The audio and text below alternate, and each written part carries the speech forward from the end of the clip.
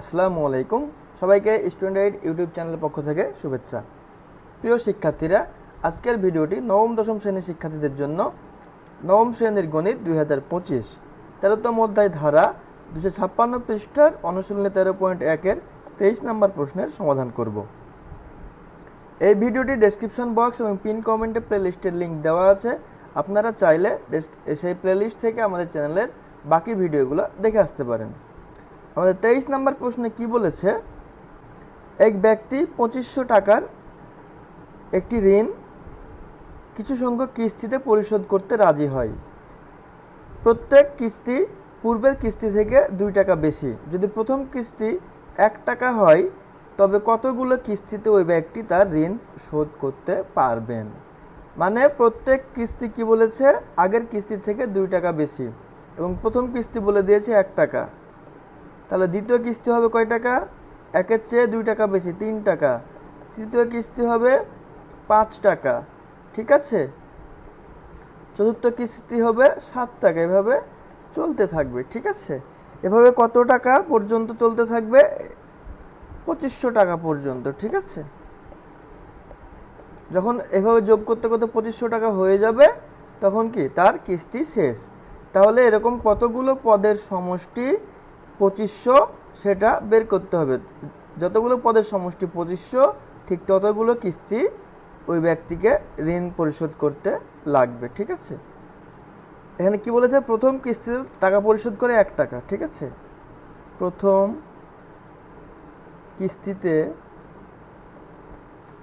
টাকা পরিশোধ করে 1 টাকা। তাহলে দ্বিতীয় কিস্তিতে টাকা পরিশোধ করে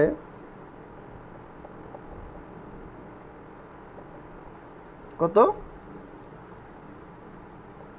1-এর সাথে 2 টাকা বেশি, তাই না, সমান 3 টাকা। তৃতীয় কিস্তিতে টাকা পরিশোধ করে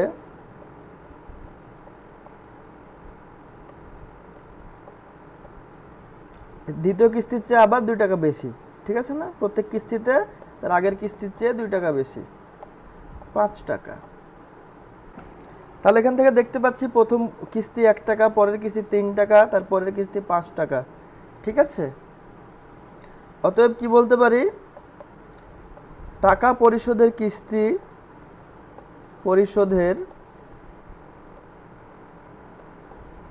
কিস্তি একটি সমান্তর ধারা।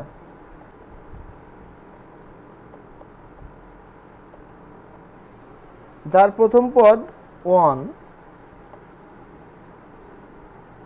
যার প্রথম পদ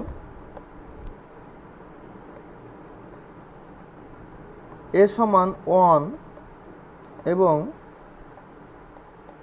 সাধারণ অন্তর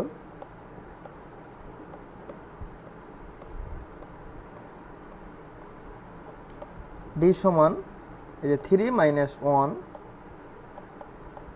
সমান 2, ঠিক আছে। এখন এই ধারাটির কতগুলো পদের সমষ্টি 2500 হবে ঠিক ততগুলো কিস্তি তাকে দিতে হবে, ঠিক আছে। তাহলে ধরি,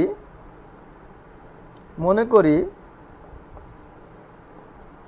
করি ওই ব্যক্তি n সংখ্যক কিস্তিতে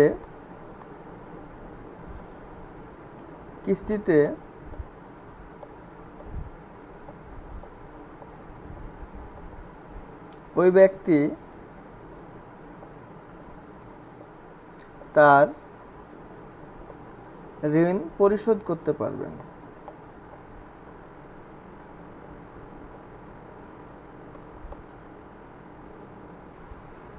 আমরা জানি n সংখ্যক পদের সমষ্টি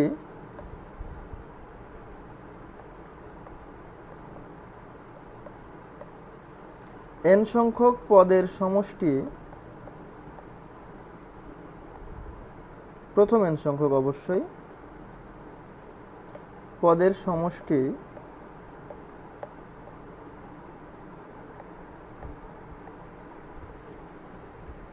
সমান n/2 2a plus n-1 into D. ঠিক আছে, এখন আমি n এর মানটা যেহেতু বের করবো, n থেকে যাবে 2 ইন্টু a এর মান জানি 1 প্লাস n এর মান বের করবো, n থাকুক, ইন্টু d এর মান হচ্ছে 2 সমান n/2 এখানে 2 plus 2 into n 2n minus 2 সমান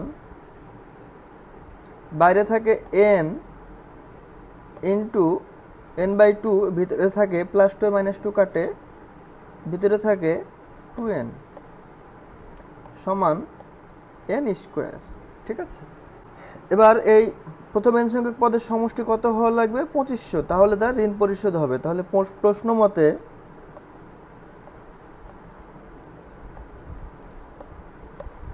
n স্কোয়ার সমান 2500 বা n সমান √2500। অতএব n সমান 50। অতএব এই 50 হচ্ছে কি? 50টি কিস্তি। অতএব ওই ব্যক্তি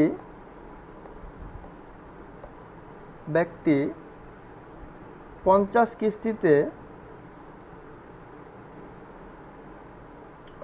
50 কিস্তিতে তার ঋণ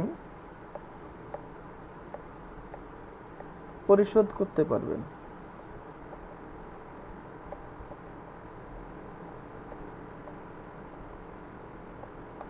ঠিক আছে, তাহলে আজকের ভিডিওটা এই পর্যন্তই। ভিডিওটা ভালো লাগলে বন্ধুদের সাথে শেয়ার করবেন এবং আমাদের চ্যানেলটা সাবস্ক্রাইব করবেন। আমাদের পরবর্তী ভিডিও দেখার আমন্ত্রণ জানিয়ে আজকের মতো বিদায় নিচ্ছি। ধন্যবাদ সবাইকে।